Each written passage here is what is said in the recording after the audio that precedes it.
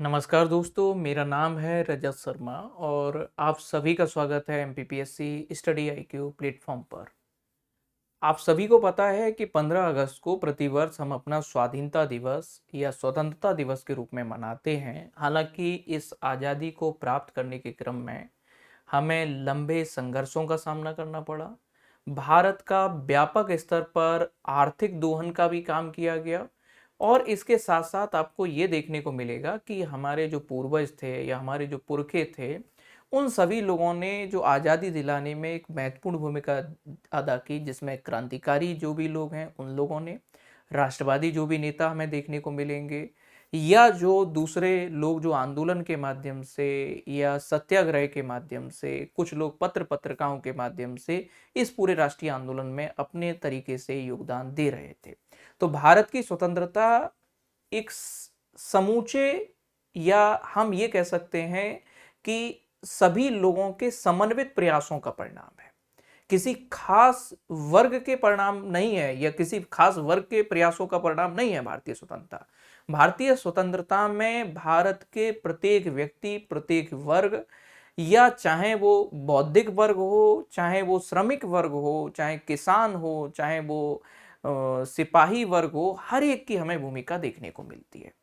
इसी भूमिका के संदर्भ में आज हम ये बात करना चाहते हैं कि हमारे ऊपर जो अंग्रेजी शासन था या हमारे ऊपर जो ब्रिटिश शासन था या उसकी एक कंपनी का इनिशियल लेवल पर ब्रिटिश ईस्ट इंडिया कंपनी का जो रूल था, उस रूल केवल शासन के स्तर पर नहीं था, या वो हमारे ऊपर केवल हमें सैन्य शक्ति के रूप में ही गुलाम नहीं बनाए हुए थे।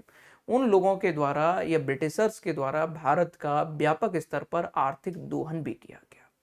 और इस चीज को निकाल के लेकर के आने वाले जो प्रमुख लोग थे, उनमें दादा भाई नौरोजी का नाम देखने को मिलेगा, या रमेश चंद्र दत्त जी का नाम हमें प्रमुखता से देखने को मिलेगा, या महादेव गोविंद रानाडी जी का हमें प्रमुखता से नाम देखने को मिलेगा। कुछ पत्रिकाओं में अमृत बाजार पत्रिका ऐसी प्रमुख पत्रिका है जिसने इस स्वरूप को उजागर किया। तो आज के सेशन में इस आजादी के उत्सव में हम ये समझने की कोशिश करेंगे कि भारत के लिए जो ब्रिटिश शासन था या औपनिवेशिक शासन था, वो किसी भी रूप में हमें अच्छा नहीं समझ में आता। न केवल उसने भारत का सैन्य रूप से या जो है प्रशासनिक रूप से दमन किया, बल्कि आर्थिक रूप से भी भारत की व्यापक स्तर पर लूट की गई। तो दोस्तों, आज के सेशन में हम लोग theory of the drain of wealth या इसी धन निकासी के सिद्धांत को समझने वाले हैं। और जो लोग सिविल सेवा की तैयारी कर रहे हैं, चाहे वो आप यूपीएससी की तैयारी कर रहे हो, स्टेट पीसीएस की तैयारी कर रहे हो, या किसी दूसरे एग्जाम की तैयारी कर रहे हो, ये सेशन आपके लिए और महत्वपूर्ण इस वजह से है क्योंकि यहाँ से प्रीलिम्स में भी क्वेश्चन पूछा जाता है, मेंस में भी क्वेश्चन पूछा जाता है, और इवन इंटरव्यू में भी यहाँ से क्वेश्चन को क्या कर दिया जाता है, पुटअप कर दिया जाता है। तो आपको कोशिश ये करनी है कि कहीं ना कहीं ये टॉपिक के सारे डायमेंशन आपको क्या हो, क्लियर हो। आज इस टॉपिक को हम बहुत ही डेप्थ में कवर करने वाले हैं। दूसरी बात, एमपीपीएससी स्टडी आईक्यू आप सभी लोगों के लिए जो भी हमारे ऑनलाइन कोर्सेज हैं उस पर इस आज़ादी के उत्सव में 79% का ऑफ दे रहा है। कोई भी कोर्स अगर आप ज्वाइन करेंगे सीधा 79% का आपको ऑफ मिलेगा। बस करना क्या है, कूपन कोड आपको आरजेटी लाइव का यूज कर देना है। इससे आपको मिलेगा मैक्सिमम डिस्काउंट 79% का, और साथ ही साथ आपको मिलेगी डबल वैलिडिटी। जो भी ये हमारे कोर्सेस हैं उन सभी कोर्सेज पर 79% का ऑफ है। पहले 100 स्टूडेंट के लिए एक्स्ट्रा ऑफ रखा गया है, बाद में इस तरह से जो है टाइम बीतने के साथ ये ऑफर आपको उतना लाभ नहीं देगा। तो जल्दी कर लेना है। अगर आप वास्तविकता में तैयारी करना चाहते हैं एमपीपीएससी की, तो आप इस ऑफर का लाभ ले सकते हैं। अब सबसे पहला क्वेश्चन ये आता है सर कि ये धन निकासी का मतलब क्या है, ये ड्रेन ऑफ वेल्थ का मतलब क्या है, और हम क्यों इसे जो है समझना चाहिए, क्यों हमें इसे जो है समझना बहुत जरूरी है। तो कई बार आपने बड़े बड़े इतिहासकार जो हैं या बड़ी पत्रिकाएं जो हैं वहां पे ऐसा कोट करते हुए सुना होगा कि अंग्रेजों के आने से पूर्व जो भारत है, उस भारत का ग्लोबल ट्रेड में या वैश्विक व्यापार में लगभग जो है 26% तक का योगदान था। मतलब इतना ना भी माने तो कम से कम 15 से 20% तक का हम योगदान तो देख ही सकते हैं। और वही जैसे ब्रिटिश रूल इंडिया में स्टार्ट हुआ या उस ब्रिटिश औपनिवेशिक शासन के बाद भारत की वैश्विक व्यापार में हिस्सेदारी कम होती चली गई। और भारत की जो वैश्विक व्यापार में हिस्सेदारी अगर कम होती चली गई, तो इसके पीछे बहुत बड़ा कारण जो है कि इन्होंने एक व्यवस्थित रूप से या सिस्टमैटिक रूप से भारत का आर्थिक दोहन किया। इस स्तर पर, व्यापक स्तर पर जो है नुकसान पहुंचाया भारत को, कि जिससे न केवल भारत की वैश्विक व्यापार में हिस्सेदारी कम हुई, बल्कि भारतीय अर्थव्यवस्था को बहुत बड़ा नुकसान झेलना पड़ा, जो आज़ादी के बाद आज हमें कहीं ना कहीं 78 साल बीत जाने के बाद भी उन जो जो हमें जख्म मिले थे, उन जख्मों को आज भी हम सामना कर रहे हैं। चाहे हमारा एमएसएमई, जो भारत का लघु और कुटीर उद्योग इतना मजबूत हुआ करता था, वो लघु कुटीर उद्योग आज तक हमारा नहीं पनप पाया है। जो स्मॉल कॉटेज इंडस्ट्री, जो आर्टिसन क्लास हुआ करती थी, कारीगर वर्ग, वो आज तक हमारे कारीगर वर्ग जो है वो परेशान घूम रहे हैं। या इसके अलावा जो हमारे दूसरे क्षेत्र थे, खासतौर पे जो मैन्युफैक्चरिंग सेक्टर था, वो मैन्युफैक्चरिंग सेक्टर आज भी हम समस्याग्रस्त दिखाई पड़ता है। तो इसी चीज को हम समझने वाले हैं। सबसे पहली बात कि सर, ये धन निकासी का मतलब क्या है? धन निकासी का मतलब ऐसे माध्यमों से है जिसके द्वारा भारत का पैसा ब्रिटेन भेजा गया और उस पैसे के बदले हमें कुछ भी नहीं मिला। उस पैसे के बदले हमें कुछ भी नहीं मिला। मतलब यह है कि जब भी हम किसी को भी पैसा देते हैं, तो हम उम्मीद करते हैं कि रिटर्न में हमें कुछ ना कुछ मिलना चाहिए, या उसके बदले में हमें कुछ ना कुछ मिलना चाहिए। लेकिन धन निकासी एक ऐसी व्यवस्था थी, एक सोची समझी साजिश थी अंग्रेज लोगों की, कि जिसमें भारत का पैसा जानबूझ करके या ऐसे माध्यमों से ब्रिटेन में भेजा गया जिसके बदले में भारत को एक फूटी पाई भी नहीं मिली, या भारत को कुछ भी फायदा नहीं हुआ। तो ये ऐसे क्या माध्यम थे, या सबसे पहले किन लोगों ने इस चीज को उजागर किया, हम लोग इसी बात को क्या करने वाले हैं, डिस्कस करने वाले हैं। सबसे शुरुआती समय में अगर आप देखोगे कि सबसे पहले इस बात को उजागर किसने किया इंडिया में या भारत में, ड्रेन ऑफ वेल्थ की जो थ्योरी है या धन निकासी की जो सिद्धांत है, इसको उजागर किसने किया? तो दादा भाई नौरोजी ने एक अपनी किताब लिखी थी जिसका नाम था poverty and un British rule in India, कि भारत में गरीबी एवं जो है गैर ब्रिटिश शासन। मतलब ये है कि ये जो ब्रिटेन था, इस ब्रिटेन का शासन या ब्रिटिश का रूल हमारे ऊपर भी था और इनके लोगों के ऊपर भी था। जब यहाँ के लोग ब्रिटेन में गए, उनने देखा कि यही सरकार हमारे देश में है और यही सरकार कहीं ना कहीं जो है ब्रिटेन में भी संचालन कर रही है शासन का। यहाँ के लोगों को तो नागरिक अधिकार दे के रखे हुए हैं, यहाँ के लोगों को आर्थिक गतिविधियों की स्वतंत्रता दे के रखी है, यहाँ के लोगों के पास में पर्याप्त रोजगार के अवसर हैं। जबकि भारत में जस्ट उलट है, और भारत में लोगों के पास न तो नागरिक स्वतंत्रता है, न लोग अपने मन मर्जी का काम धंधा कर सकते हैं, और न ही लोगों को सरकार के द्वारा पर्याप्त रोजगार की भी अवसर नहीं है। और इसी वजह से भारत में व्यापक स्तर पर गरीबी दिखाई पड़ रही है। तो ये दादा भाई नौरोजी ने अपनी किताब जो लिखी, poverty and un British rule India या un British rule in India, इस किताब में सबसे पहली बार इस थ्योरी का जो है कहीं ना कहीं एक सिद्धांत के रूप में प्रतिपादन किया दादा भाई नौरोजी ने। हुआ क्या एक्चुअल में, 2 मई 1867 को, 2 मई 1867 को लंदन में क्या किया गया, कहीं ना कहीं ईस्ट इंडिया एसोसिएशन की बैठक हुई। और ईस्ट इंडिया एसोसिएशन की जो बैठक हुई 1867 में लंदन में, तो दादा भाई नौरोजी ने एक लेख लिखा था कि भारत पर इंग्लैंड की उधारी, और भारत पर इंग्लैंड की उधारी या भारत पर जो है कितना कर्जा जो है गलत तरीके से इनके द्वारा लाद दिया गया, और फिर पैसा यहां से लूट करके ले जा रहे हैं। और इस माध्यम से इन्होंने उस बैठक में यह बताया कि भारत में किस तरीके से जो है खुलेआम धन की लूट की जा रही है। बाद में बाकायदा ऑफिशियल इस किताब का पब्लिकेशन भी किया गया, जो दादा भाई नौरोजी ने जो किताब लिखी थी poverty and un British rule in India, इसका 1901 में बाकायदा जो है फिर प्रकाशन भी किया गया। तो सर, एक बात हमें समझ में आई अभी तक जो आपने बताया, उसमें यह आई कि जो ड्रेन ऑफ वेल्थ की सबसे शुरुआती जो थ्योरी दी, वो किसने दी? दादा भाई नौरोजी ने सबसे शुरुआती जो थ्योरी दी। और इस थ्योरी में इन्होंने ये कहा कि भारत का धन बाहर जाता है, फिर वही धन जो है फिर से भारत में उधारी के रूप में आता है, और फिर जो है उसके बदले हमें ब्याज देना पड़ता है उस पैसे के ऊपर, और फिर हम क्या होते हैं कि ब्याज पर ब्याज या जो है बार बार लोन के ट्रैप में या विशियस साइकिल ऑफ डेट में हम फंस के रह जाते हैं। मतलब इन्होंने कहा कि पहले पैसा भारत से बाहर भेजा जाता है, फिर भारत में पैसे की जरूरत बता करके उस पैसे को ब्रिटेन से उधार लिया जाता है, और फिर उसके ऊपर फिर भारत क्या कर रहा है? ब्याज चुकता कर रहा है। मतलब भारत का 100 रुपया ब्रिटेन में गया, और वही 100 रुपया ब्रिटेन से भारत को उधार मिल गया। मतलब कितने का नुकसान हुआ? 200 रुपए का। इसके साथ साथ उसी पैसे पर हमने क्या दे रहे हैं? ब्याज दे रहे हैं। तो भारत को जानबूझ करके क्या किया जा रहा था? इस थ्योरी में इन्होंने ये बताया कि हमारा ही पैसा ब्रिटेन भेजा जा रहा, उसी पैसे को हमें उधारी दी जा रही और उसी पैसे को हमें एक तरीके से विशियस साइकिल ऑफ डेट या उधारी के दुष्चक्र में हमें क्या कर दिया गया? फंसा दिया गया। अब अगला आपके एग्जाम की बात बताइएगा, कंसेप्ट बढ़िया समझ में आया। एग्जाम में ये क्वेश्चन हमने बता दिया कि सबसे पहली बार ड्रेन ऑफ वेल्थ की थ्योरी की बात किसने की? दादा भाई नौरोजी ने की। कौन सी किताब में की? Poverty and un British rule in India. और हमें क्या देखने को मिलेगा? 1867 में ईस्ट इंडिया एसोसिएशन जो हमें देखने को मिलेगा, इसकी बैठक हुई थी। इस बैठक में सबसे शुरुआती लेख हमें इनका देखने को मिल रहा है और क्या इस तरह से उन्होंने थ्योरी दी। अब सर सबसे पहली बार कांग्रेस के किस अधिवेशन में सबसे पहली बार ड्रेन ऑफ वेल्थ की थ्योरी को परमिशन दी गई या इसको एक्सेप्ट किया गया? तो सर याद रखना कि कांग्रेस का 1896 का जो सेशन था, भारतीय राष्ट्रीय कांग्रेस का 1896 ईस्वी का जो कलकत्ता अधिवेशन था, उस कलकत्ता अधिवेशन में सैद्धांतिक तौर पर दादा भाई नौरोजी के द्वारा प्रस्तुत किए गए धन निकासी के सिद्धांत को स्वीकृति दी गई। इसके साथ ही हमें क्या देखने को मिलेगा? 1905 में दादा भाई नौरोजी ने भारत में स्वशासन की मांग की या डिमांड ऑफ सेल्फ गवर्नमेंट किया।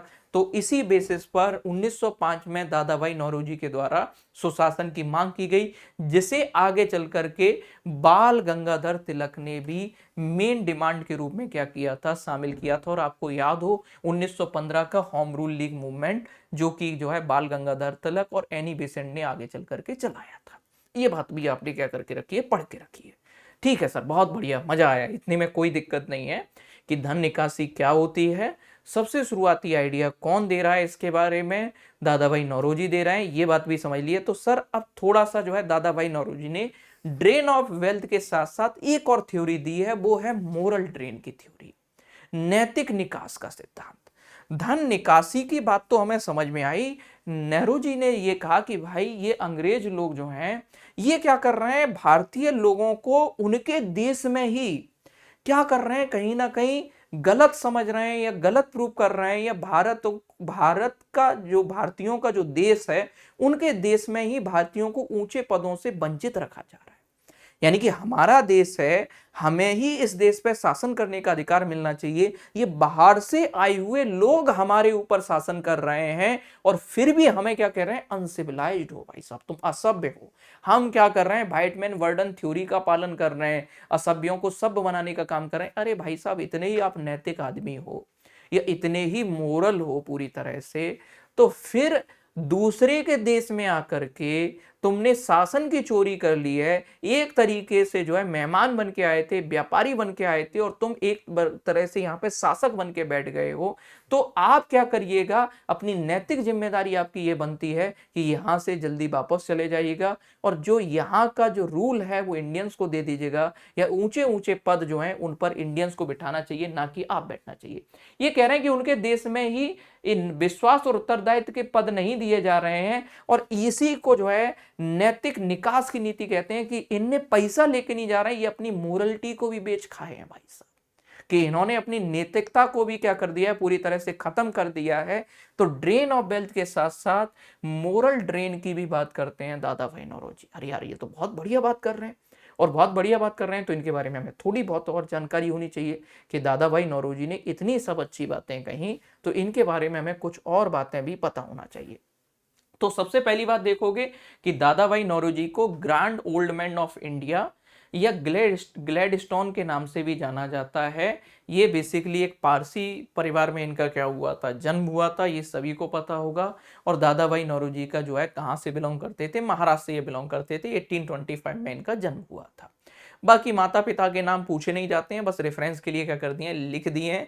इनके एक अंग्रेजी के टीचर थे, उन्होंने एक इन्हें टाइटल मान लो या एक नाम बुलाते थे, भारत की आशा, या इनका ब्रिलियंस, या इनकी अच्छी, मतलब आप ये कह सकते हो कि इनका क्लास में प्रदर्शन को देख करके इनका जो एक अप्रोच थी चीज़ों को समझने की, उसको लेकर के इनको बचपन से ही भारत की आशा या होप ऑफ इंडिया के नाम से भी बोला जाने लगा था, और ये टाइटल इनके टीचर ने दिया था।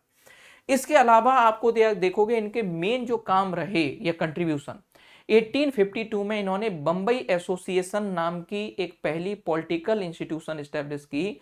तो बंबई की पहली राजनीतिक संस्था के रूप में बॉम्बे एसोसिएशन का नाम उल्लेखनीय है। 1852 ईस्वी में दादा भाई नौरोजी ने इसका क्या किया, गठन किया।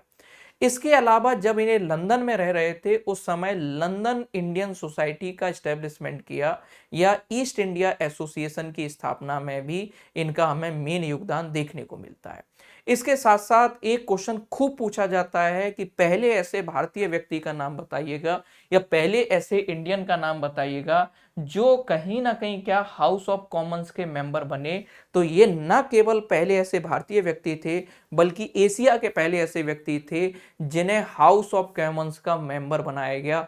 मतलब यह है कि जैसे भारत की संसद है उसमें दो सदन देखने को मिलते हैं, लोकसभा और राज्यसभा, इसी तरह से ब्रिटिश पार्लियामेंट में House of Lords and House of Commons. Bharat की लोकसभा ऐसे ही इंग्लैंड में हमें हाउस ऑफ कॉमन्स देखने को मिलता है। तो जैसे यहां लोकसभा का सांसद बन जाना वैसे ही दादा भाई नौरोजी पहले ऐसे भारतीय और एशियाई व्यक्ति थे जो क्या बने, हाउस ऑफ कॉमन्स के, यानी कि भारत की लोकसभा जैसी जो वहां पे असेंबली हमें देखने को मिलती है उसके मेंबर बने। ये बहुत बड़ी बात थी कि अंग्रेज लोगों के देश में जाकर के ही वहां के लोगों से ही इलेक्ट होकर के वहां की सबसे बड़ी जो असेंबली है, जनता द्वारा जो निर्वाचित सबसे बड़ी जो सभा है, जो पीपुल से इलेक्टेड जो सबसे बड़ी असेंबली है, उसके मेंबर क्या चुने गए, दादा भाई नौरोजी चुने गए। इस बात को भी क्या रखना है, आपको ध्यान रखना है। तो 1892 में ये जो उदारवादी जो लिबरलिस्ट पार्टी है वहां की, वहां से हाउस ऑफ कॉमन्स के मेंबर क्या किए गए, चुने गए। इसके अलावा पब्लिक की अवेयरनेस के लिए इन्होंने बंबई में एक ज्ञान प्रचारक मंडली का गठन किया। दूसरा एक क्वेश्चन रास गोपतार, ये खूब पूछा जाता है कि ये जो रास गोपतार जो है ये मैगजीन है, ये गुजराती जो मैगजीन है या गुजराती जो लेटर्स हमें देखने को मिलते हैं, रास गोपतार और सत्यवादी, इनका जो है संपादक किसको बनाया गया, तो दादा भाई नौरोजी। इसके अलावा आपको poverty and un British rule in India ये बता ही चुका हूं, ड्रेन ऑफ वेल्थ का थ्योरी दिया। इसके साथ साथ एक याद रखना कि ये इंडियन नेशनल कांग्रेस के या भारतीय राष्ट्रीय कांग्रेस के कितनी बार अध्यक्ष रहे, तो दादा भाई नौरोजी भारतीय राष्ट्रीय कांग्रेस के 3 बार अध्यक्ष रहे, 1886 में, दूसरा 1893 और तीसरा 1906। ये 3 बार दादा भाई नौरोजी को भारतीय राष्ट्रीय कांग्रेस का अध्यक्ष बनाया गया, ये बात भी याद रखना। 1906 में मैंने आपको पहले भी कहा था कि कलकत्ता के अधिवेशन से सबसे पहली बार या भारतीय राष्ट्रीय कांग्रेस के कलकत्ता अधिवेशन में स्वराज की जो औपचारिक मांग सबसे पहली बार अगर किसी के द्वारा की गई तो वो दादा भाई नौरोजी के द्वारा कांग्रेस के मंच से 1906 में औपचारिक रूप से सेल्फ गवर्नमेंट या स्वराज की मांग की गई। इस बात को भी आपको क्या रखना है, याद रखना है। इस बात को भी क्या रखोगे, आप लोग याद रखोगे। मतलब सर जो है अभी तक मैंने आपको जो जो बातें बताई हैं वो सिंपल सी बात में मैंने ये बताया है कि ये जो theory of drain of wealth है या धन निकासी का सिद्धांत है क्या, भारत से पैसा ब्रिटेन जाना और उसके बदले में भारत को कुछ भी ना मिलना, इसे क्या कहा गया है, theory of drain of wealth. ये थ्योरी किसके द्वारा दिया गया है सर, दादा भाई नौरोजी के द्वारा ये थ्योरी दिया गया है। जो कौन सी किताब में इन्होंने दिया है, तो poverty and un British rule in India, इस किताब में इन्होंने ये थ्योरी को दिया है। सबसे पहली बार कब दिया, 1867 में, 1867 में, कहां पर, ईस्ट इंडिया एसोसिएशन की जो मीटिंग हो रही है लंदन में, वहां पर थ्योरी दिया। बाद में इनकी किताब को भी पब्लिश कर दिया गया।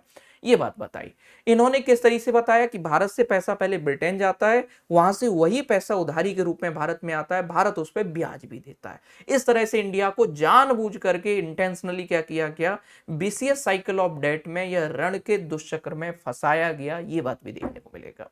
सबसे पहली बार कांग्रेस के किस अधिवेशन में औपचारिक रूप से धन निकासी के सिद्धांत को स्वीकार किया गया, तो आपको याद रखना है 1896 के कलकत्ता अधिवेशन में कहीं ना कहीं पहली बार क्या किया गया, धन निकासी के सिद्धांत को स्वीकार किया गया। यह धन निकासी के सिद्धांत को स्वीकार किया गया। 1905 में इन्होंने मांग की थी, बाकी 1906 के अधिवेशन में औपचारिक रूप से मांग की गई। इसके साथ साथ धन निकासी के साथ साथ दादा भाई नौरोजी ने नैतिक निकास की भी बात कही कि भारत में भारतीयों को ही स्वशासन से वंचित रखना या ऊंचे पदों से वंचित रखना, ये अंग्रेजों का एक तरह से नैतिक पतन को सूचित करता है। ये मोरलिटी को भी ये पैसे के साथ साथ ब्रिटेन में बीच रख के आ गए हैं। ये बात भी दादा भाई नौरोजी ने अपने जो है इसी के साथ ड्रेन ऑफ वेल्थ के साथ मोरल ड्रेन का भी कंसेप्ट दिया। इनके बारे में बेसिक बातें मैं बता चुका हूं, यहां से क्वेश्चन खूब पूछे जाते हैं। एक बात और याद रखना, किताबों से इनकी बुक्स के बारे में भी क्वेश्चन पूछे जाते हैं। तो poverty and un British rule in India 1867 में लिखी, बाद में ये लंदन में पब्लिश हुई। इसके अलावा poverty and un British rule India ये फेमस है। इसके अलावा जो किताबें देखोगे, the wants and means of India, ये बुक भी किसने लिखी है? दादा भाई नौरोजी ने। इसके अलावा एक किताब देखोगे on the commerce of India, तो on the commerce of India ये भी किताब क्या की लिखी है? दादा भाई नौरोजी ने लिखी है। अब देखो, जो लोग मेरे साथ में इकोनॉमी पढ़ते हैं उन लोगों ने, मैंने पढ़ा के रखा है कि ये जो दादा भाई नौरोजी ने poverty and un British rule in India जो किताब लिखी थी, इस किताब में दादा भाई नौरोजी ने भारत की उस समय पर कैपिटा इनकम 20 रुपए के आसपास बताया था। यह राष्ट्रीय आय की शुरुआती गणना करने का श्रेय जो है दादा भाई नौरोजी को दिया जाता है। लेकिन एग्जाम में आपसे बेटा क्वेश्चन पूछा जाए कि सबसे पहली बार scientific calculation of national income, यह भारत में राष्ट्रीय आय की सबसे पहली बार वैज्ञानिक गणना किसके द्वारा की गई? क्वेश्चन अगर ऐसा पूछा जाए, शुरुआती गणना करने का श्रेय या आजादी से पहले दादा भाई नौरोजी को जाता है। 20 रुपया प्रति व्यक्ति आय या 20 रुपये पर कैपिटा इनकम इन्होंने बताया था। लेकिन भारत में सबसे पहली बार वैज्ञानिक रूप से राष्ट्रीय आय की गणना करने का श्रेय किसको दिया जाता है? वीके आरबी राव को। इसलिए भारत में इन्हें वीके आरबी राव को राष्ट्रीय आय का जनक भी कहा जाता है। तो V K R B Rao is also known as father of national income in India, कि इन्हें भारत में राष्ट्रीय आय का जनक भी कहा जाता है। इस चीज को भी आपको साथ में क्या रखना है? ध्यान रखना है कि वीके आरबी जो राव हैं, इन्हें भारत में राष्ट्रीय आय का जनक भी कहा जाता है। डन? इस बात को क्या रखोगे? सभी लोग ध्यान रखोगे। हमने बहुत अच्छी बात समझ ली कि हमने धन निकासी होती क्या है। इसके सबसे शुरुआत में जो मेन हमें जो व्यक्ति देखने को मिलेंगे जिन्होंने इस बात को उद्घाटित किया, वो दादा भाई नौरोजी हैं। दादा भाई नौरोजी ने ड्रेन ऑफ वेल्थ के साथ साथ मोरल ड्रेन या नैतिक निकासी का सिद्धांत भी दिया। इस चीज को भी मैंने आप लोगों को समझाया है। इसके साथ साथ इनका टोटल क्या क्या कंट्रीब्यूशन, पहले ऐसे एशियाई व्यक्ति या पहले ऐसे भारतीय व्यक्ति हैं जो हाउस ऑफ कॉमन्स के भी मेंबर रहे, भारतीय राष्ट्रीय कांग्रेस के 3 बार अध्यक्ष चुने गए, ये बात भी मैंने बताई आप लोगों को। खूब सारा इनका लिटरेरी वर्क या इन्होंने कई सारी किताबें भी लिखी हैं। अब मैंने शुरुआत में जब लेक्चर शुरू किया था उस समय मैंने आप लोगों को बताया था कि दादा भाई नौरोजी के अतिरिक्त कुछ और लोग भी हैं, जैसे आरसी दत्त, रमेश चंद्र दत्त, महादेव गोविंद रानाडे, या इसके साथ साथ अमृत बाजार पत्रिका, इसमें इन लोगों ने भी ड्रेन ऑफ वेल्थ के बारे में बात कही है। या भले ही कार्ल मार्क्स भारत के नहीं थे, उन्होंने भी, कार्ल मार्क्स ने भी इस बात के ऊपर कमेंट किया है, या उन्होंने कहा कि जिस देश में कोयला एवं लोहे की उपस्थिति हो उस देश में जरूर ही औद्योगिकरण सुनिश्चित होता है, या वहां पर जरूर ही इंडस्ट्रियलाइजेशन होता है। लेकिन भारत में ऐसा नहीं हुआ, कार्ल मार्क्स की थ्योरी भी फेल हो गई। या एक तरीके से कार्ल मार्क्स ने कहीं ना कहीं इसे एक बहुत ही बुरी स्थिति बताया, उसको भी आगे हम समझने वाले हैं। उससे पहले आप लोगों के लिए खास बात यह है कि इस इंडिपेंडेंस डे पर एमपीपीएससी के सभी ऑनलाइन कोर्सेज पर आपको 79% का ऑफ मिल रहा है। कितना भैया? 79% का आपको ऑफ मिल रहा है।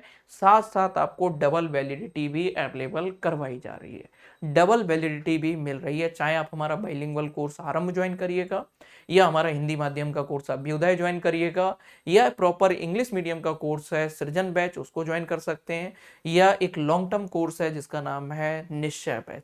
कोई भी कोर्स अगर ज्वाइन करेंगे और कूपन कोड यदि आरजेटी लाइव आप यूज करेंगे तो इससे 79% ऑफ, और कोर्सेज पर आपको डबल वैलिडिटी भी क्या हो जाएगी? अवेलेबल हो जाएगी। तो देर नहीं करनी है।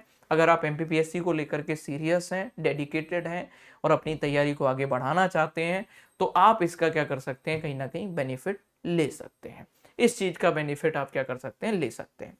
चलिएगा, अभी तक हमने दादा भाई नौरोजी की ये पूरी बात कर ली। अब हम ये डिस्कस करने वाले हैं कि दादा भाई नौरोजी के अलावा हमें कुछ और भी ऐसे लोग हैं, जैसे कि क्या देखने को मिलेगा, रमेश चंद्र दत्त हैं, महादेव गोविंद रानाडे हैं, या जो है अमृत बाजार पत्रिका, मराठा मैगजीन जो है, इनमें भी क्या की गई है, ड्रेन ऑफ वेल्थ की बात की गई है।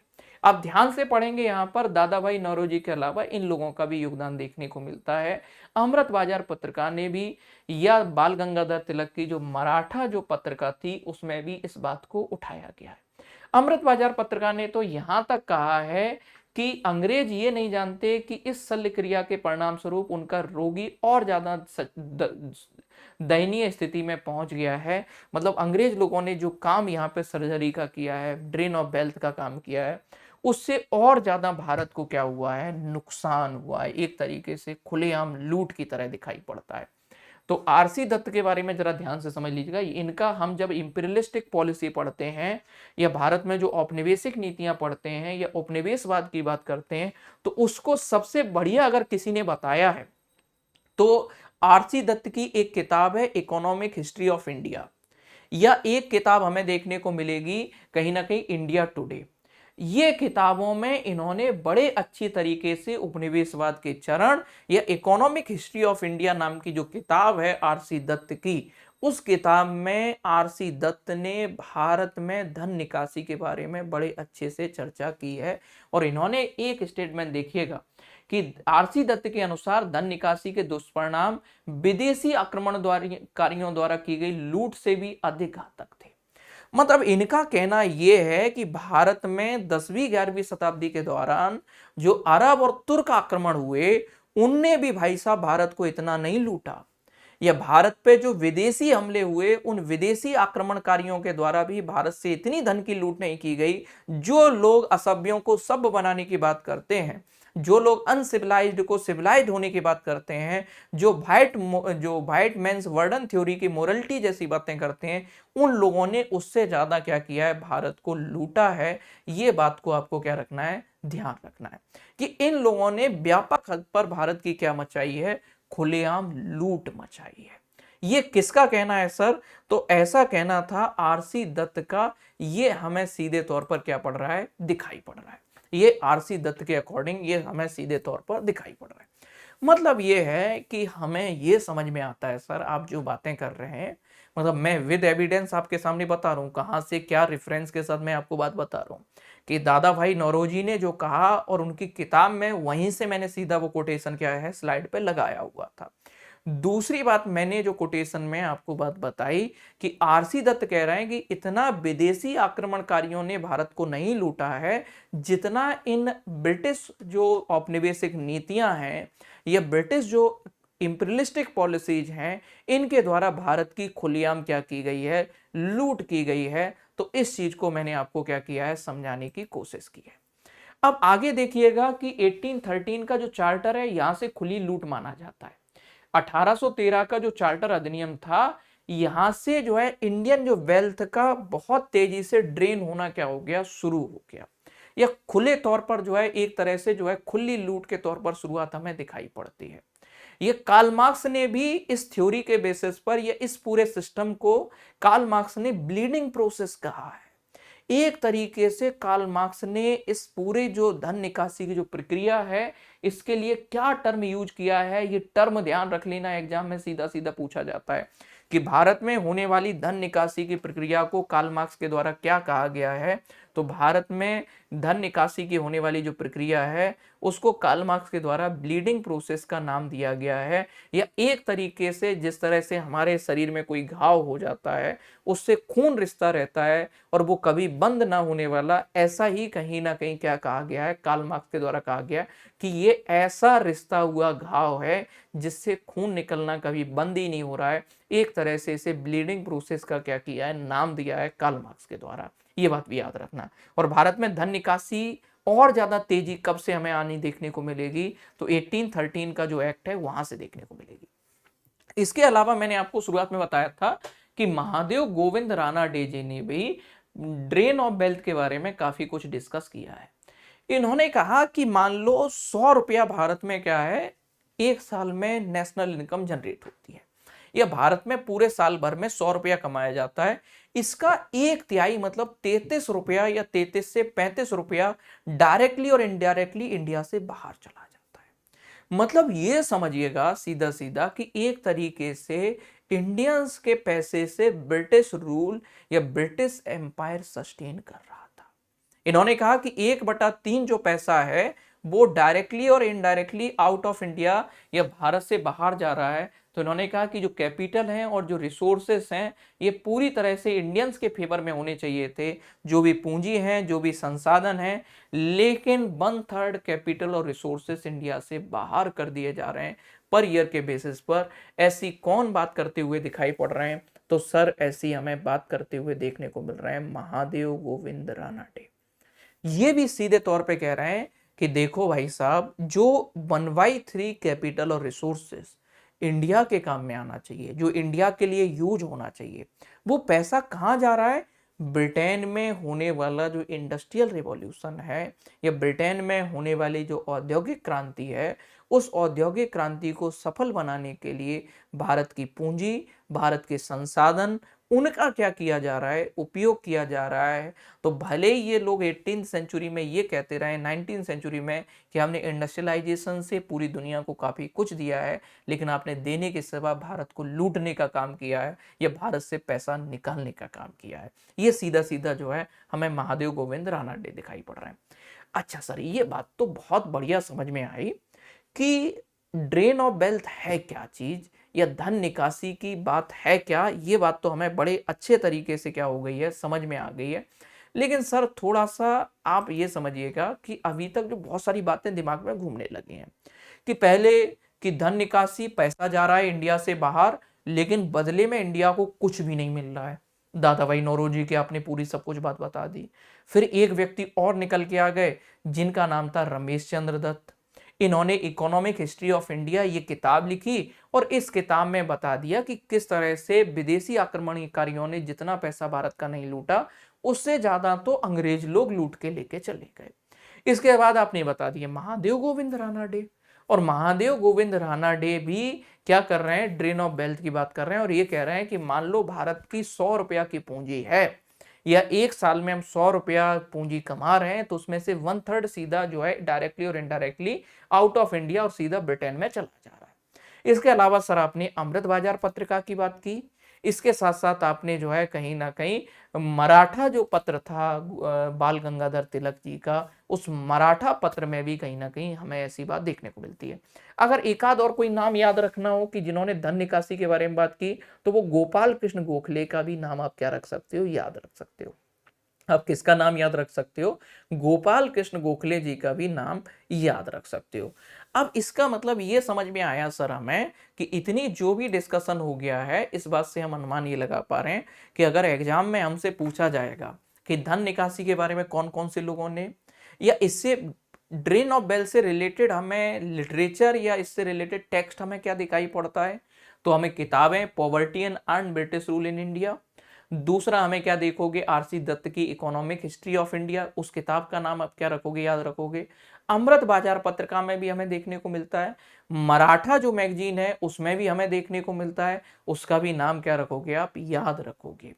इसके साथ साथ कार्ल मार्क्स ने धन निकासी की जो प्रक्रिया है उसे क्या कहा है? तो कार्ल मार्क्स ने ब्लीडिंग प्रोसेस की संज्ञा दी है, या कार्ल मार्क्स ने इस पूरी प्रक्रिया को ब्लीडिंग प्रोसेस के नाम से संबोधित किया है। अच्छा ठीक है, भारत में धन निकासी की प्रक्रिया में तेजी कब से देखने को मिलेगी? तो 1813 का जो चार्टर है उसके बाद इंडिया में ड्रेन ऑफ वेल्थ में तेजी देखने को मिलेगी, या धन निकासी की प्रक्रिया में हमें तेजी देखने को मिलेगी। अब सर बहुत सारी बातें हो गई हैं, अब ये बताओ कितना पैसा गया होगा इंडिया से? क्या लगता है आपको कितना पैसा इंडिया से जो है बाहर जा रहा होगा? इसके बारे में कुछ अनुमान है कि नहीं है, या इसके बारे में कोई एस्टिमेशन है कि नहीं है? बिल्कुल अलग अलग एस्टिमेशन किए गए हैं। जरा ध्यान से पढ़िएगा, ये डेटा जो है बिल्कुल ऑथेंटिक है, ध्यान से पढ़ना है। मैंने लिखा है विभिन्न भारतीयों तथा विदेशियों ने अपने अपने आंकड़ों के आधार पर यह बताने की कोशिश की है कि भारत से बाहर कितना पैसा गया या भारत से ब्रिटेन में पैसा कितना गया औपनिवेशिक शासनकाल के दौरान। तो सबसे पहला लिखा है जॉर्ज बिंगर का जो डेटा, मतलब हम पहले इंडियन का ही डेटा कोट नहीं किया है, हमने एक फॉरेनर जो स्कॉलर हैं उस समय के, उनका एक डेटा को मैंने कोट कर रहा हूं। तो जॉर्ज बिंगर का मानना यह है कि 1834 से 51 के बीच, 1834 से 1851 के बीच भारत से प्रति वर्ष लगभग 42 लाख पाउंड जो है पैसा इंडिया से इंग्लैंड जा रहा था।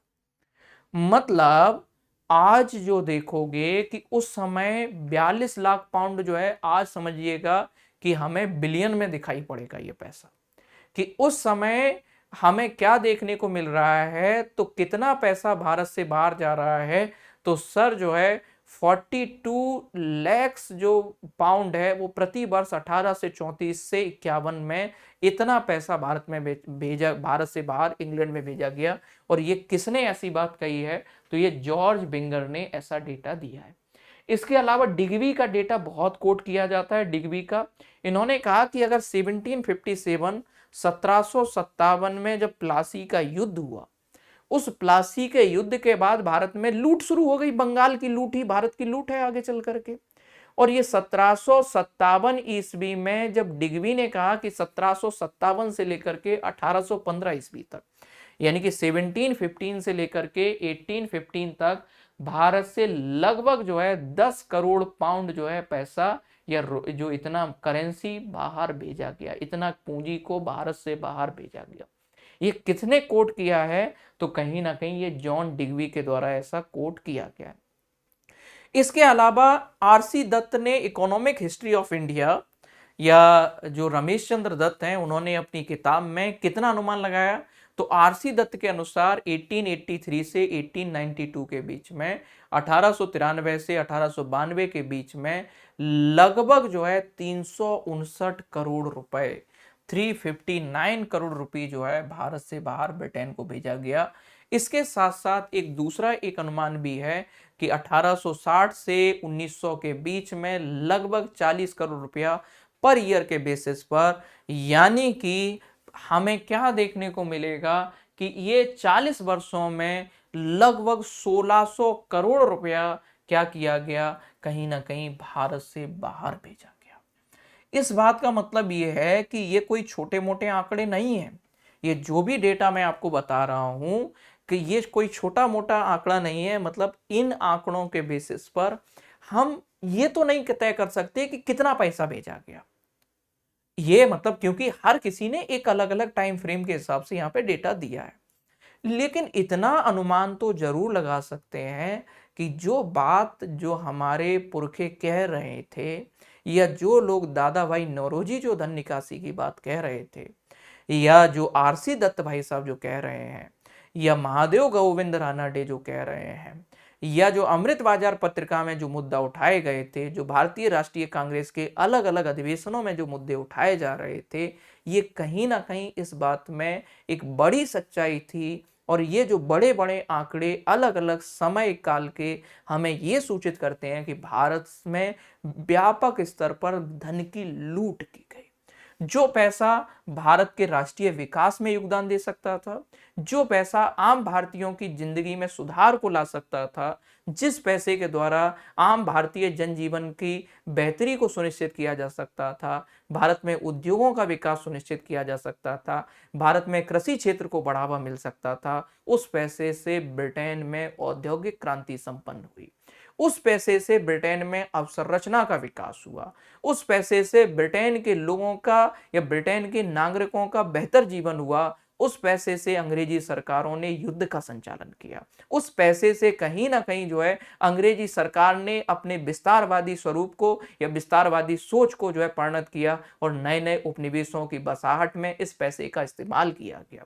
और इसी पैसे से अपने बड़े सैन्य खर्च की पूर्ति की गई अंग्रेजों के द्वारा। या भारत में जो औपनिवेशिक विस्तार किया जा रहा था, भारत का पैसा ही भारत से बाहर जा रहा था, और उसी पैसे से भारत में कहीं ना कहीं औपनिवेशिक विस्तार को किया जा रहा था। ये बात हमें सीधा सीधा जो है यहां से ऐसा बोला जा सकता है, या ऐसा हम बोल सकते हैं कि धन निकासी के जो अलग अलग अनुमान निकल के आए वो कुछ इस तरह से निकल के आए। ठीक है भैया। अब मन में ये क्वेश्चन आया कि सर आपने ये तो बढ़िया बता दिया कि इस बारे में कौन कौन से लोगों ने क्या कहा, कहां पर इसके बारे में हमें उल्लेख देखने को मिलता है, मोटा मोटा अनुमान कितना क्या पैसा भारत से बाहर ले जाया गया, इसके बारे में भी हमें जानकारी समझ में आती है कि कितना पैसा इंडिया से बाहर भेजा गया, ये भी हमें क्या है समझ में आ रहा है। लेकिन ये बताइए ये लोग पैसा लेके कैसे जा रहे थे यहाँ से इंडिया से, या किस तरीके से भारत में जो धन निकासी के जो माध्यम थे, कौन कौन से ऐसे मीडियम थे, कौन कौन से ऐसे मीन्स थे जिनके द्वारा भारत से पैसा बाहर भेजा जा रहा था, या ऐसी क्या चीजें थी जिनसे ये क्या कर रहे थे, हम लोगों से पैसे की वसूली कर रहे थे। तो अब हम लोग इस बात को डिस्कस करने वाले हैं कि भारत से जो बाहर पैसा भेजा गया उनके माध्यम क्या क्या थे, या किस तरीके से भारत से बाहर पैसे को भेजा जा रहा है। तो धन निकासी के प्रमुख साधन या मेन चैनल क्या क्या थे जिनके थ्रू भारत से पैसा लूटा जा रहा है। तो सबसे बड़ा जो हमें मेन रीजन देखने को मिलेगा वो होम चार्ज। सीधा एग्जाम में लिख के आता है कि गृह प्रभार के नाम पर भारत से बड़ी राशि को क्या किया गया, वसूला गया। कि गृह प्रभार का मतलब क्या है, यहां पर सीधा सीधा जो है कि भारत में जो अंग्रेजों के द्वारा जो शासन संचालन किया जा रहा था, कि जो ब्रिटिशर्स इंडिया में जो रूल कर रहे थे, या वो शासन संचालन के लिए या एक बेटर एडमिनिस्ट्रेशन के नाम पर हमसे पैसे की वसूली कर रहे थे। मतलब यह है कि ब्रिटेन की सरकार के द्वारा भारत के संचालन के लिए वहां के बेहतर प्रशासकों को भेजा जा रहा था, या भारत में बेहतर प्रशासन के लिए बड़े रूप में मिलिट्री को रखना जरूरी था, या इसके साथ साथ बड़े बड़े जो ऑफिसेस थे उनका संचालन करना जरूरी था, बड़े बड़े जो पद थे। तो इन सब का जो पेमेंट हुआ करता था ना, चाहे जो है भारत सचिव का पद हो, होम सेक्रेटरी का ऑफिस हो, जो कैबिनेट सेक्रेटरी का ऑफिस हो, या सेक्रेटरी ऑफ स्टेट भी बोला जाता है उसे, एसओएस बोला जाता था उस समय, या कमांडर इन चीफ का ऑफिस हो, या जो भी हमारे यहाँ जो मिलिट्री जो फोर्सेस हुआ करते थे जो सस्टेन कर रहे थे, उन सब का पैसा इंडियन से ही जा रहा था। मतलब ये है कि ये हमारे ऊपर शासन कर रहे हैं, इनकी बड़ी फौज का जो है रखा जा रहा है। ये फौज कहाँ पे इस्तेमाल कर रहे हैं, हम भारतीयों के दमन के लिए इस्तेमाल कर रहे हैं। हमारे जो देसी राजे रजवाड़े हुआ करते थे उनको कैप्चर करने में इस्तेमाल कर रहे हैं, या दूसरे देशों के साथ में युद्ध हो रहा है, चाहे अफगान सीमा पे ये लड़ाई लड़ रहे हों, या चाहे बर्मा सीमा पे ये लड़ाई लड़ रहे हों, इन सब में भी भारतीय सेनाओं का क्या किया जा रहा है, इस्तेमाल किया जा रहा है। पंजाब को कैप्चर करने में इस्तेमाल कर रहे हैं भारतीय सेना का, या उस समय जो लोकल फोर्सेस थे। तो यह 1857 का जो विद्रोह हुआ, हमारे लोगों ने ही, मतलब हमारे सैनिकों के द्वारा विद्रोह को दबाया गया और उसमें हमारा ही पैसा इस्तेमाल किया गया। दूसरा मैंने कहा कि ब्रिटेन से पैसा उधार लिया जा रहा है। पैसा एक्चुअल में क्या है, यहां से कच्चा माल ब्रिटेन में भेजा जा रहा है और ब्रिटेन से वही सामान जो है कहीं ना कहीं उसको कच्चे माल को वहां के उद्योगों में उत्पाद बना के भारत में बेचा जा रहा है। मतलब 1 रुपए का सामान यहां से जा रहा है, वापस आ रहा है वो 100 रुपए के रूप में। पैसा जो जा रहा है फिर उस पैसे को उधारी के रूप में लाया जा रहा है। जो पैसा जा रहा है भारत से बाहर, उस पैसे को फिर से किसके रूप में लाया जा रहा है, तो उस पैसे को सर उधारी के रूप में वापस लाया जा रहा है। तो मतलब पब्लिक डेट के ऊपर बड़ा इंटरेस्ट हमारे ऊपर इंपोज किया गया। इसके साथ साथ हमें क्या देखोगे कि इंग्लैंड से भारत में क्या किया जा रहा है, बड़े लेवल पर वस्तुओं की खरीद की जा रही है। अब जब हम वहां का सामान खरीदेंगे तो हमारे लोकल जो कारीगर होंगे, या हमारे जो लघु कुटीर उद्योग होंगे, जो हमारा एमएसएमई सेक्टर होगा, वो तो क्या हो जाएगा, पूरा का पूरा चौपट हो जाएगा। क्योंकि विदेश से सामान बड़े लेवल पर मंगाया जा रहा है और पैसा हमारा है, जिससे न तो हमारे लोकल लोगों को रोजगार के अवसर मिल रहे हैं, ना भारत की अर्थव्यवस्था में उत्पादन हो रहा है, तो जीडीपी तो बढ़ ही नहीं रही है। इंपोर्ट लगातार क्या होते चले जा रहे हैं, बढ़ते चले जा रहे हैं। दूसरा कि जो ईस्ट इंडिया कंपनी थी, उसमें शुरुआत में आप देखोगे कि 1857 तक या 1858 तक ब्रिटिश ईस्ट इंडिया कंपनी का रूल रहा, और ब्रिटिश ईस्ट इंडिया कंपनी एक प्राइवेट कंपनी थी, ट्रेडर्स लोगों की थी। और इस कंपनी में लोगों ने क्या किए थे, पैसा लगाया हुआ था, या कई सारे इसके शेयर होल्डर हुआ करते थे। और ब्रिटिश ईस्ट इंडिया कंपनी का भी एक कोर्ट ऑफ डायरेक्टर हुआ करता था, या संचालक मंडल हुआ करता था। अब ये संचालक मंडल का चुनाव होता था, तो जो शेयर होल्डर उसमें वोटिंग देते थे। तो जो संचालक मंडल है, जिन लोगों ने उनको चुन करके बैठाया है ब्रिटिश ईस्ट इंडिया कंपनी के कोर्ट ऑफ डायरेक्टर के रूप में, वो लोगों को क्या ध्यान रखना होगा कि जो शेयर होल्डर हैं उनके हितों का ध्यान रखना होगा, कि वो चाहेंगे कि ब्रिटिश ईस्ट इंडिया कंपनी को भारत में ज्यादा से ज्यादा फायदा हो, तभी इसके जो भी शेयर होल्डर हैं इस शेयर होल्डर को क्या किया जा सकेगा, डिविडेंड का डिस्ट्रीब्यूशन किया जाएगा, या इनको लाभांश का क्या किया जा सकेगा, वितरण किया जा सकेगा। तो ये चाहते हैं, ब्रिटिश ईस्ट इंडिया कंपनी ज्यादा से ज्यादा मुनाफा कमाना चाह रही है इंडिया में, और इनके जो भी शेयर होल्डर हैं उन सभी शेयर होल्डर को क्या किया जाएगा, कहीं ना कहीं प्रॉफिट का डिस्ट्रीब्यूशन किया जाएगा या डिविडेंड का डिस्ट्रीब्यूशन किया जाएगा। इसके अलावा जो मैंने बताया, मिलिट्री और नॉन मिलिट्री एरिया में बड़ा पैसा क्या किया जा रहा था, खर्च किया जा रहा था। अब आप देखोगे कि सर होम चार्ज था कितना, तो 1857 से पहले अगर आप देखोगे कि इंडिया का जो टोटल रेवेन्यू आता था, उस टोटल रेवेन्यू का लगभग जो है 10 से 12% के आसपास था होम चार्ज। जैसे मान लो भारत में सरकार को 100 रुपए का रेवेन्यू जनरेट हुआ, तो उसमें से 10 से 12 रुपए ये होम चार्ज का पैसा वो अपना निकाल लेते थे। बाद में देखोगे हमें लग रहा था कि ब्रिटिश ईस्ट इंडिया कंपनी ये होम चार्ज के नाम पे ज्यादा पैसा खा रहे हैं, और हमने क्या किया, ईस्ट इंडिया कंपनी का शासन इन लोगों ने 1858 के एक्ट के माध्यम से, 1858 का जो अधिनियम था उसके माध्यम से कंपनी का शासन खत्म हुआ, और किसका, ब्रिटिश क्राउन का शासन क्या हो गया, स्टैब्लिश हो गया। और ब्रिटिश क्राउन का शासन स्टैब्लिश हो गया, वो तो कहीं ना कहीं क्या हो गया, एक अलग ही लेवल पर चले गए। आप देखोगे 1920-21 में होम चार्ज जो है हमारे टोटल रेवेन्यू का लगभग 40% तक पहुंच गया। तभी आप देखोगे कि 1919 का जो अधिनियम है, उस 1919 के अधिनियम में बड़े लेवल पर ऐसी बातें हमें दिखाई पड़ रही हैं, अगर आप सीधे तौर पे देखोगे। मतलब एक्चुअल में पहले भी ब्रिटेन इनडायरेक्ट रूल कर रहा था, फिर डायरेक्टली करने लगा, और अब होम चार्ज के नाम पर भारत से ज्यादा वसूली की जाने लगी।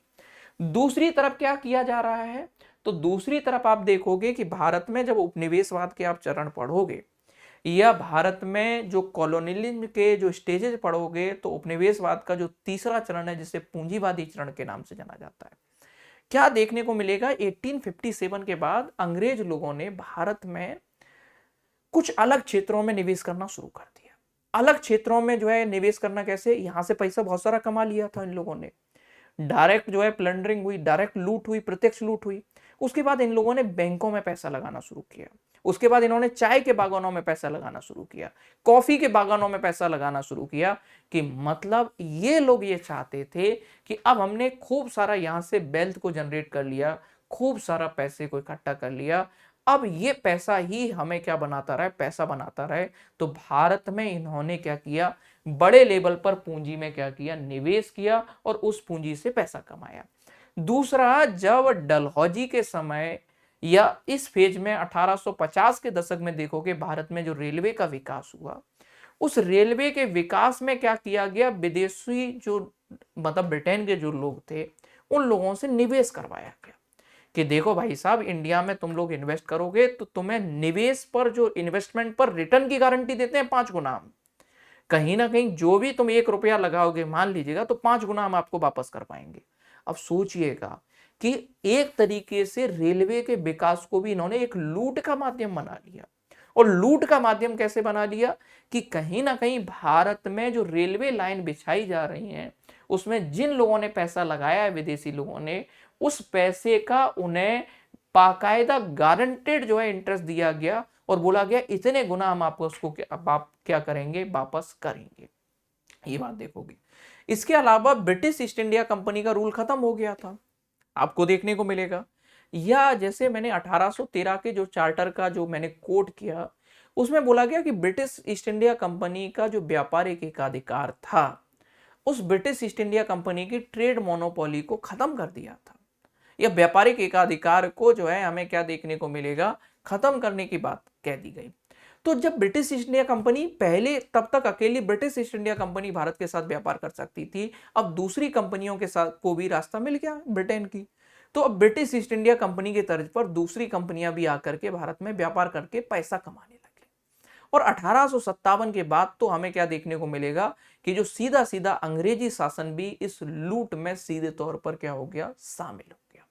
तो जो विदेशी कंपनियां हुआ करती थी, उन विदेशी कंपनियों के द्वारा भी भारत में बड़े लेवल पर क्या की गई, जो ईस्ट इंडिया कंपनी की तरह जो अदर जो ब्रिटिश कंपनियां हुआ करती थी, उनके द्वारा भी भारत से व्यापक स्तर पर क्या की गई, धन की लूट की गई। इस चीज को भी क्या करना है, आपको समझना है।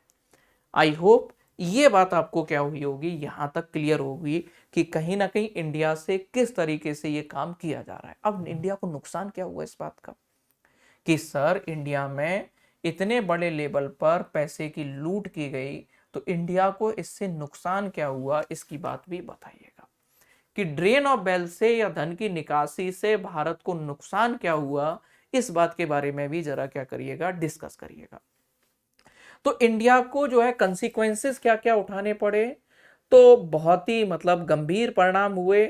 जैसे आप देखोगे कि दादा भाई नौरोजी ने तो एक तरह से ऐसा कहा कि अंग्रेजों ने भारत का खून चूसा है धन निकासी के माध्यम से, कि जो हमारा खून पसीने की कमाई थी, या जो हमारा जो पुरखों ने इतना जो है मेहनत करके इंडिया को जो सोने की चिड़िया बनाया था, उसको पूरी तरह से इन्होंने क्या कर दिया, रक्त रंजित कर दिया। तो दादा भाई नौरोजी ने धन की निकासी को क्या कहा, रक्त को चूसने के समान बताया कि पूरी तरह से ये ड्रेनिंग ऑफ इंडियंस ब्लड है, या ये पैसे की निकासी नहीं है, खून चूसने के बराबर है।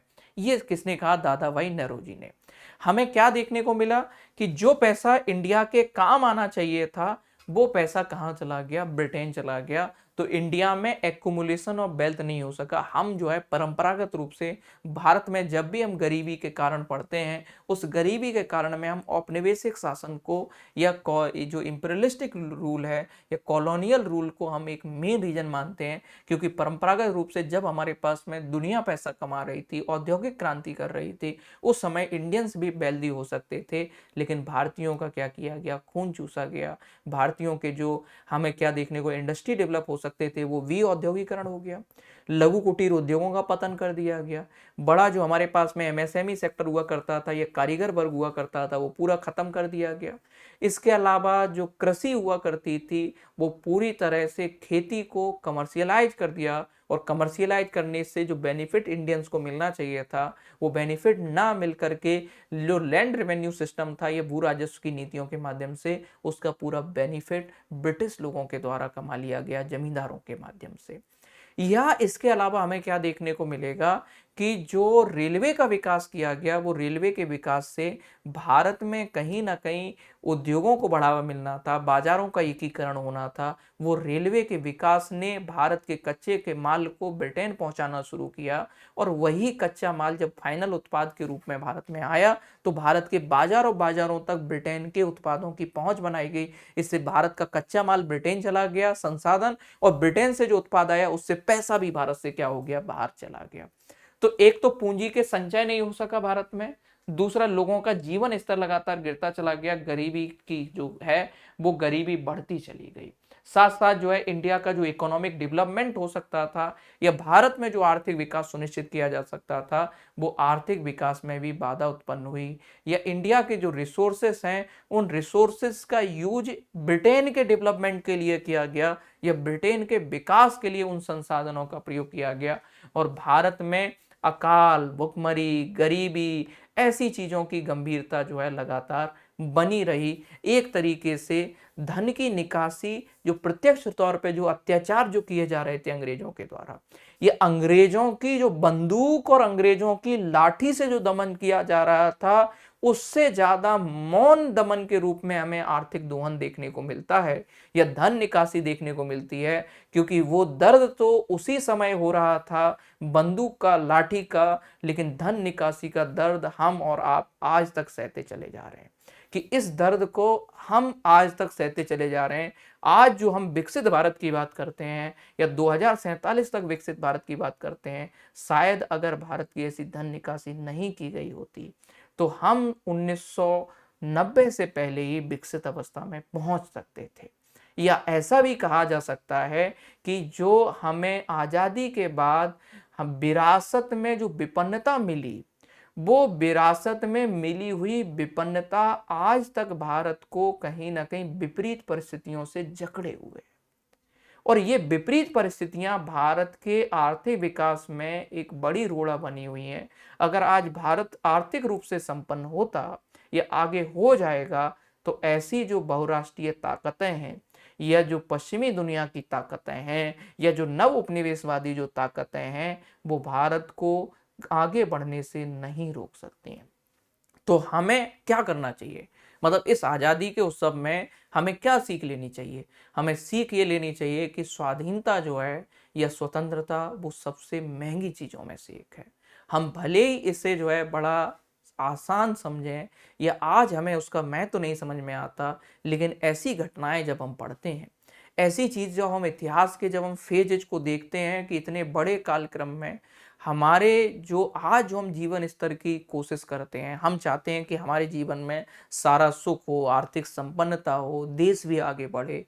अगर उस समय के लोगों के मन में झाँक करके देखें, अगर महसूस करके देखें, तो आपको ऐसा लगेगा कि उनके मन में भी कहीं न कहीं चाह रही होगी कि देश भारत भी जो दुनिया में यूरोप के देश जो औद्योगिकरण कर रहे हैं, यूरोप के देश जो है अपने-अपने देश में जो है नया विकास के आयाम को छू रहे हैं। जब ये लोग बाहर जाते होंगे घूमने, उनके जीवन स्तर को देखते होंगे और वहीं जब भारत में वापस आए तो भारत में अकाल देखने को मिल रहा था, भारत में गरीबी देखने को मिल रही थी, भारत में विपन्नता देखने को मिल रही थी, भारत में संक्रामक बीमारियां देखने को मिल रही थी, तो इन लोगों को भी बड़ा कष्ट होता होगा। तभी इन लोगों ने सोचा कि इस बात को कहीं न कहीं उजागर किया जाए और आगे आने वाली जो पीढ़ियाँ हैं उन्हें भी एक सबक मिले कि देखिएगा कि जो सीधा प्रत्यक्ष शासन होता है, उसकी तुलना में आर्थिक रूप से जो गुलामी है, जो आज हम और आप शायद बहुराष्ट्रीय कंपनियों के गुलाम से हो गए हैं कि हम स्वदेशी की बजाय विदेशी चीज़ों को जो है ज़्यादा बढ़ावा देने की बात करते हैं। तो अगर हम क्या करें, स्वदेशीकरण को बढ़ावा दें, स्थानीय उद्योगों के संरक्षण की बात करें, हमारे आसपास जो भी हमें स्थानीय जो लोग दिखाई पड़ते हैं, उनके रोजगार की हम कोशिश करें, उनके उद्यमों को बढ़ावा देने का प्रयास करें या स्वदेशीकरण पर अगर हम बल दें, तो यही हमारे इन सभी पूर्वजों के द्वारा ये दिए गए सिद्धांतों के लिए सबसे बड़ी श्रद्धांजलि हो सकती है। तो आप सभी को आने वाला जो हमारा स्वतंत्रता दिवस है उसकी शुभकामनाएं। और एमपीपीएससी स्टडी आईक्यू की जो हमारी पूरी टीम है, ये टीम आप लोगों के लिए खास एक ऑफर लेके आई है, जिसमें आपको क्या किया जा रहा है कि हमारे सभी कोर्सेज के ऊपर 79% का ऑफ दिया जा रहा है, 79% का। चाहे आप जो है आरंभ हमारा बाइलिंगुअल कोर्स देखेंगे या हिंदी माध्यम का अभ्युदय कोर्स या सृजन कोर्स, इन सभी कोर्सेज के ऊपर आपको 79% का क्या किया जा रहा है, ऑफ दिया जा रहा है और डबल वैलिडिटी भी दी जा रही है। तो बहुत बहुत शुभकामनाएं आप सभी लोगों को। बने रहिएगा एमपीपीएससी स्टडी आईक्यू के साथ। Thank you.